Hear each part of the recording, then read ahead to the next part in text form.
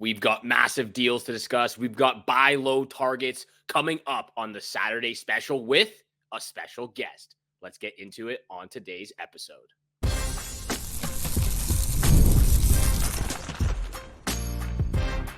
You're Locked On Fantasy Hockey, your daily podcast on fantasy hockey. Part of the Locked On Podcast Network, your team every day.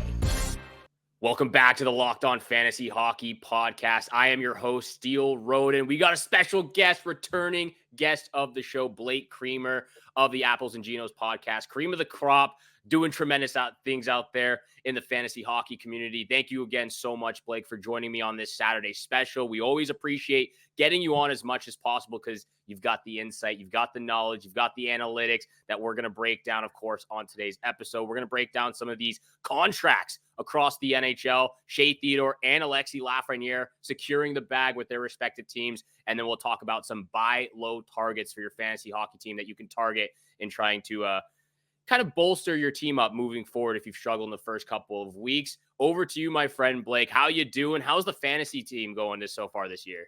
Yeah, the fantasy team, buddy, I got 9 of them. All right. It's a problem. Yeah, I got 9 teams this year. It hasn't been an amazing start. I would say it's like 50-50. You know, I feel good in 50% of my leagues. And then, the leagues I actually really care about, I haven't had a great start, but it's because of we'll get into it, but there's a lot of buy lows out there. Guys that I have on my team, I should just change my team name to the buy lows, maybe the stay lows, hopefully not. But yeah, I'm expecting better things, but it hasn't been a great start in a couple spots. But what about our league, buddy? You and me we come to play this year. We got some good scores right off the hop. I think we're right neck and neck there, like 6th or 7th in our 16-team banger league there. I think we're 2nd and 3rd right now. Actually, we're up there there in the standings. It's definitely a different season compared to last year where we struggled a little bit.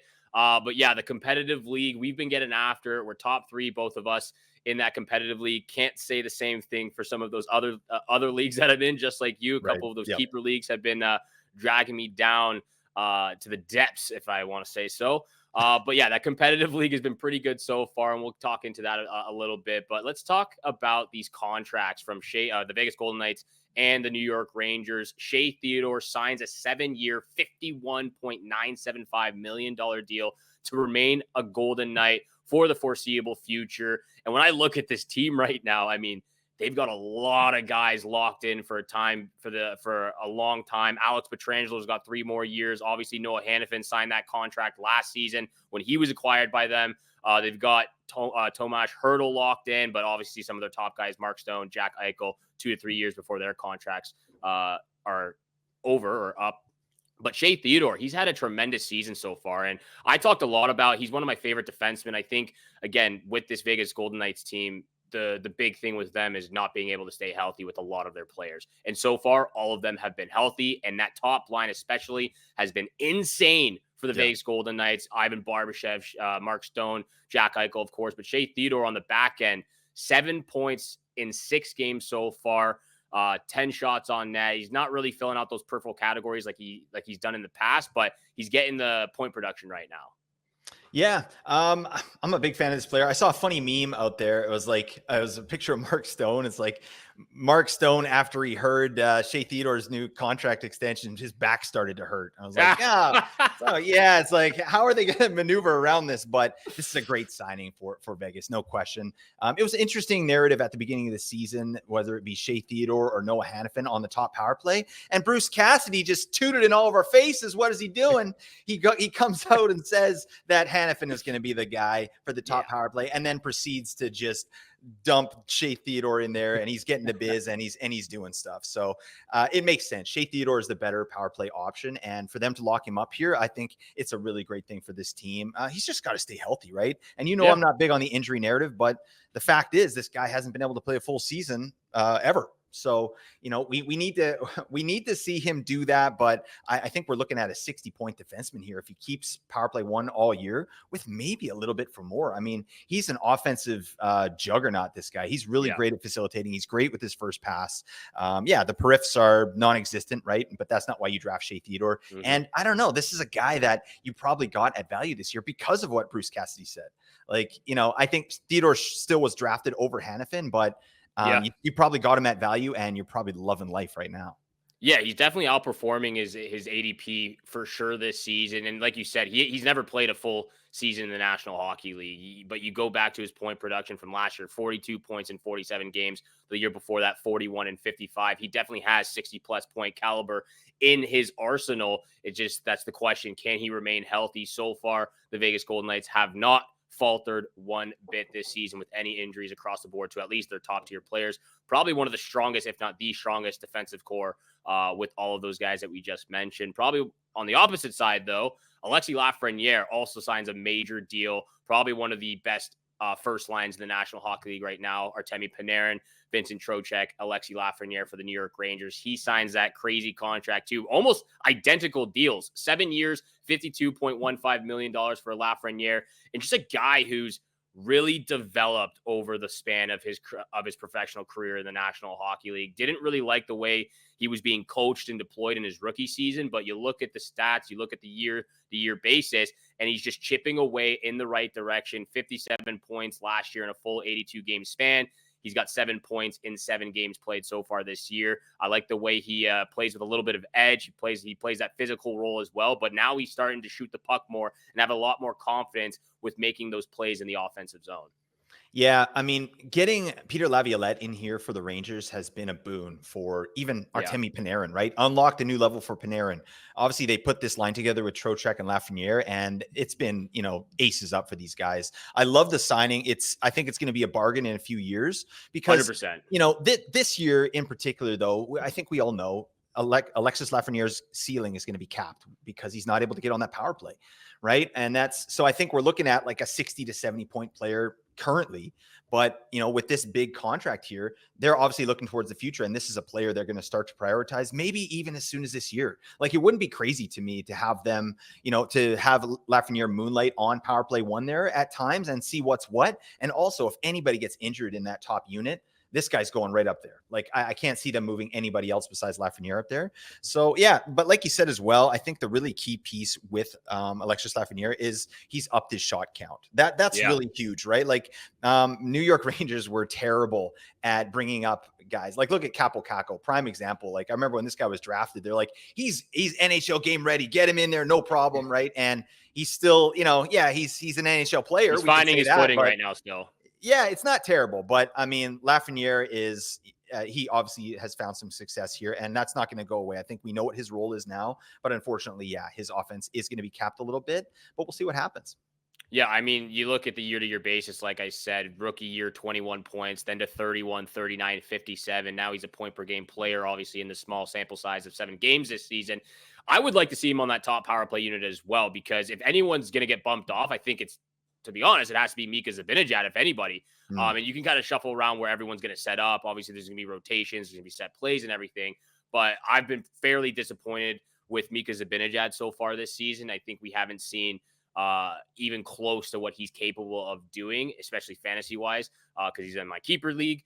But regardless, I would love to see Alexis Lafreniere. I think 70-plus points is definitely something this guy has in his bag and it potentially on a consistent basis in the future. So I've loved the fantasy value that we've been seeing from both Shay Theodore and Alexis Lafreniere. We're going to show some love to some of these buy low targets, guys who have been very disappointing so far this season, but maybe it's time to target them and you can get a really good deal for how they're performing early on in the season. We'll get to that coming up after the break. But first, this episode is also brought to you by FanDuel. Hey, NFL fans, you can start the season with a big return on FanDuel, America's #1 sportsbook. So when you get a hunch in the middle of a game, you can check out the latest stats, view live play-by-play, and so much more on the same page where you place those bets. You'll get started with $200 in bonus bets guaranteed when you place your first $5 bet. That's FanDuel.com, America's #1 sportsbook. And once again, thank you so much for making the Locked On Fantasy Hockey Pod your first listen every single day. Continue to hit the subscribe button, the follow button, leave a 5-star review. We appreciate all that love and support you show us Monday through Friday. Also, make sure you go show some love to Blake Creamer over there, Apples and Ginos podcast, Cream of the Crop. Go follow him on Twitter, Blake Creamer AG. You can see it if you're watching on YouTube right there. So make sure you go show some love to some of the greatest content out there in the fantasy hockey community and fantasy hockey content. Once again, Blake, thank you so much for hopping on here. I really do appreciate it for the Saturday special. We love you. We love you getting on here as much as possible. And we love the analysis and the insight that you bring, especially with these buy low targets, sell high targets. And I know if you're watching on YouTube, you can see some of the names right here. Zach Hyman, Miro Heiskanen, and Steven Stamkos is a few players we want to talk about.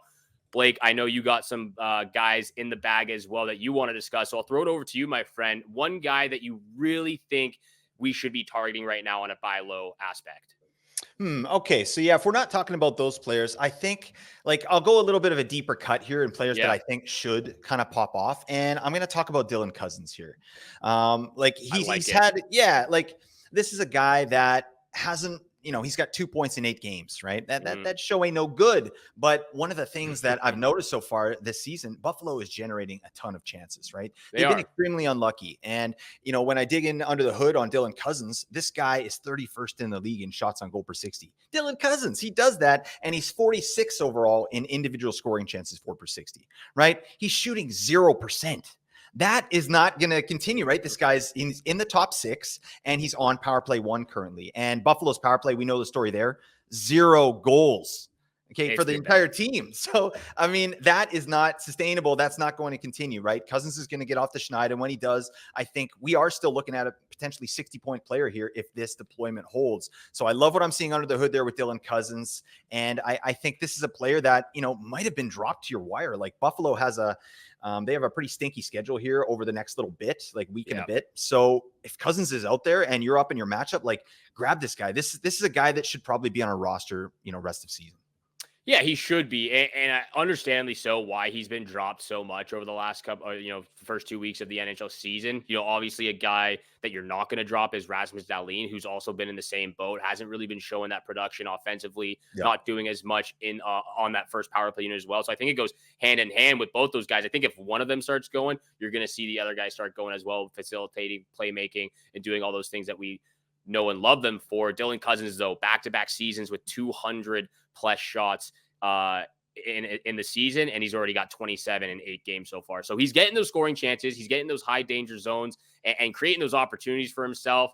Just got to get one, and the rest will come after that as well. I think Dylan Cousins is a great player. If he's on the waiver wire, you definitely got to go pick him up. Maybe buy low if somebody's holding on to him right now. You can get him for a good deal. However, you and I just talked about this. You've got Zach Hyman in one league. I've got Zach Hyman in a league, and we've had some interest in some of those guys wanting to acquire him. They've been setting some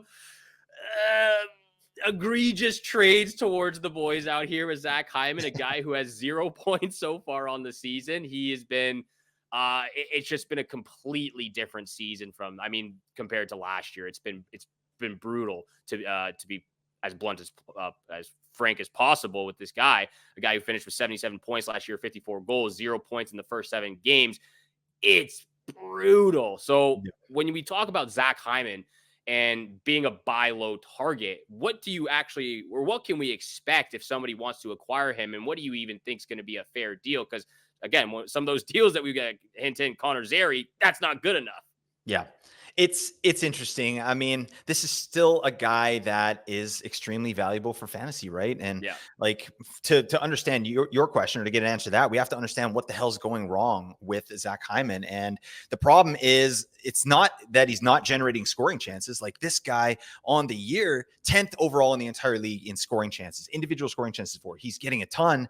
The problem is he's missing the net. He's not getting shots on net. He's 176 overall in shots on goal per 60, but he's 44th overall in individual Corsi for per 60, which is shot attempts, right? So, but buddy, just hit the net. I mean, what are you doing? Like that's going to change, right? But I mean, 7 games in, 0 points. Obviously, that's concerning, right? And what's even more concerning about Hyman is they've taken him off power play 1, at least in practice, right? They're doing some weird stuff there in Edmonton. They're putting Skinner and Arvidsson and Ekholm on the top power play with Draisaitl and McDavid. God. Yeah, I know. And they got Hyman and Nuge and some other guys on power play too. So I don't think that's going to stick, but that's not great, right? I mean, so if you're trying to acquire Zach Hyman, which I would still be trying to do, that's a great thing for you. But for guys like you and me who own Zach Hyman, it's like it's not the time to get off because you said I got offered Connor Zary for Zach Hyman straight up. I was like, buddy, get the hell out of my sight. What are you doing? This is fantasy hockey, my man. Are you just picking a random player? Like, He thinks he can fleece the guru out here. You can't fleece the guru.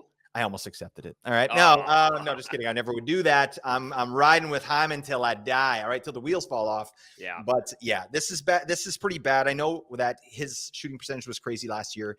His underlyings are still good though, besides the shot count. I think he's going to start hitting the net and he'll get back on power play 1, but I don't know. I'd be willing to move off Zach Hyman, but I think I'm not going to do it at a low price, right? It's got to be for another buy low, honestly. Like, you just exchange buy lows. So a guy, I don't know, like, I'm trying to think of some players that, even like we've got a guy here, like, would you do Hyman for Steven Stamkos?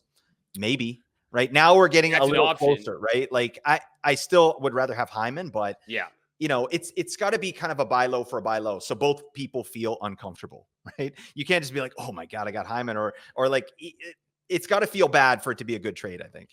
Yeah, and that's actually a very good comparison because, I mean, you look at overall the comparison from stats, just like an overall production view. I mean, Stamkos back-to-back 80-plus point seasons, does, over 220 shots, blocks and hits. He chips in there frequently, just like Zach Hyman does in the past as well. That was probably the best comparison you could put right now because we're going to talk about Steven Stamkos in just a second.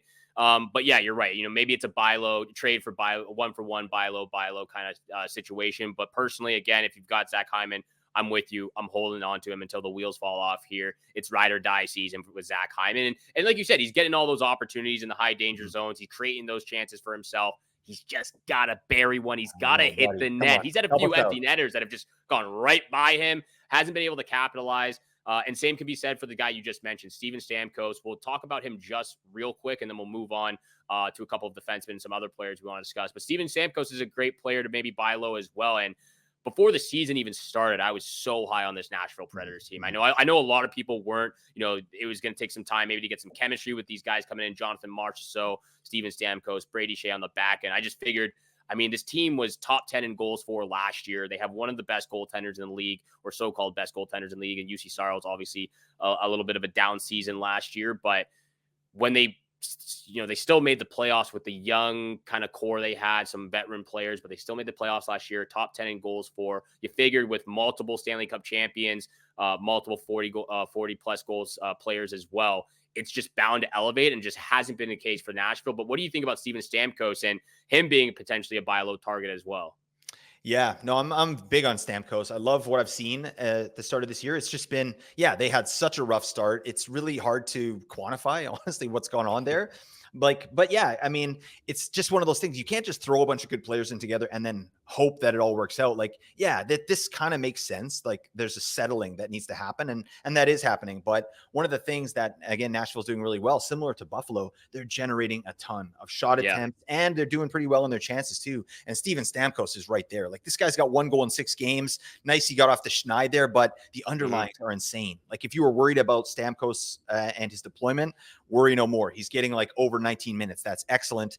And worrying about other stuff there, time on the power play, no, he's getting a ton of power play time. He's shooting the lights out there. And on the season, he is 26 overall in shots to goal per 60, 26th. And he's 11th overall in chucking pucks per 60, which is amazing. And then if you go over to just on ice numbers, he's first overall in the entire league in Corsi 4 per 60. So when he's on the ice, they're tilting the ice, right? So you chalk it up to bad luck, right? And it also makes sense. He's a new face in a new place. So I think Stamkos is a guy. I wasn't high on him going into the year because I thought his was a little bit too high. But now it's like I'm all in on this because I love what I'm seeing here. And it reminds me of Forsberg last year. Forsberg was popping off with these same kind of metrics at the beginning of last year, but he wasn't converting. So I think that the same could be said for Stamkos. And this could be a guy that starts going here real quick. So I'd definitely be putting out some offers for him. Yeah, over 70% in Corsi 4 right now. Puck possession has been a key for this when he's been on the ice. It's been incredible to watch. But again, just all these players not getting the fortunate bounces, not able to capitalize on some of those opportunities like we've seen them do in the past. I would definitely have Steven Stamkos on a buy low target. You could definitely get him for pretty cheap, I would say. So if the price is right, that's the one thing I think that maybe that I was taken aback by the start of the season. It's not as much as the case of Steven Stamkos not producing as much, but just the Nashville Predators the overall team. starting the season 0-5. Like, it's one thing to have a player not producing or not being efficient enough, but the entire team starting off 0-5, not playing well. Again, maybe it's just time will do its thing. Time will tell if things will kind of correct themselves and right the ship here. But Steven Stamkos, Zach Hyman, definitely some buy low targets, 1-for-1 deals if you're looking for that. We're going to come back after the break with some more buy low targets. Blake's got a couple more in his bag. I've got a defenseman I want to discuss because he was a high talking point in the offseason. A top 10 defenseman? I don't think so, and especially not in fantasy hockey leagues, but all of that and more coming up next. This episode is brought to you by Indeed. We're driven by the search for better, but when it comes to hiring, the best way to search for a candidate isn't to search at all. Don't search, match with Indeed. If you need to hire, you need Indeed right now. Indeed is your matching and hiring platform with over 350 million global monthly visitors, according to an Indeed data. Ditch the busy work. Use Indeed for scheduling, screening, and messaging so you can connect with your candidates faster. 93% of employers agree Indeed delivers the highest quality matches compared to other job sites. And listeners of this show will get a $75 sponsored job credit to get your jobs more visibility at Indeed.com/lockedon. Just go to Indeed.com/lockedon right now and support our show by saying you heard about Indeed on this podcast. Terms and conditions apply. Need to hire? You need Indeed. And once again, thank you so much for making the Locked On Fantasy Hockey Pod your first listen every single day. Continue to smash that subscribe button, the follow button, leave a 5-star review. We appreciate all that love and support you show us. Monday through Friday, 7 o'clock in the morning is when you can find our episodes. And Blake, a couple more buy low targets that we have to discuss. And I know you got a couple of guys in the bag, but I want to talk about this guy first, if you don't mind. Yep, let's get Miro Heiskanen. Man, oh man, there's so many people who are overhyping this player right now, especially when it comes to fantasy leagues. And I look, I know Flip's not here to defend himself, but I'm calling him out right now. He was all over Miro Heiskanen. I was telling him, look, it's one thing of being a great player just in the National Hockey League. Sometimes it doesn't transpire over to the fantasy hockey world. And even though he's been pretty decent, 162 shots last year, 97 blocks, 55 hits with 54 points, it doesn't make him one of the best in the league. It doesn't matter what format it is. It just, to me, it doesn't transfer over as well as it does for some of these other players. And it's been a brutal start. He just got his first point, I believe, in that Boston Bruins game, 5-2 win. He's got 1 point in 8 games so far, 12 blocks, 3 hits, and 18 shots on net. Like, what is going on with this player? I honestly don't understand it because I'm not high on him, but I did not expect this brutal start to the season. Yeah, I agree with your points there. I think Heiskanen in draft season, I wasn't high on him, but I did have him in a higher tier, but at the bottom of that tier, right? For some of those reasons that you mentioned, right? Like, he doesn't have any periffs whatsoever.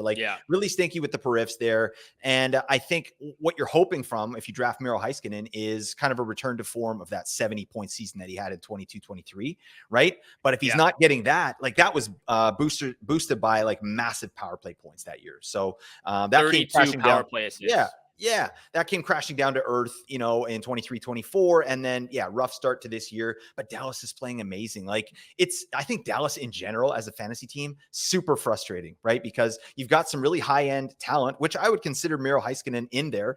He's a good fantasy asset, but they just are so deep at all positions. Heiskanen has Thomas Harley, right? Who's also had a slow start to the year, but they've obviously started focusing more, even in the last season, on offense from their forwards, right? It's Heiskanen and Harley aren't needed to do that much out there.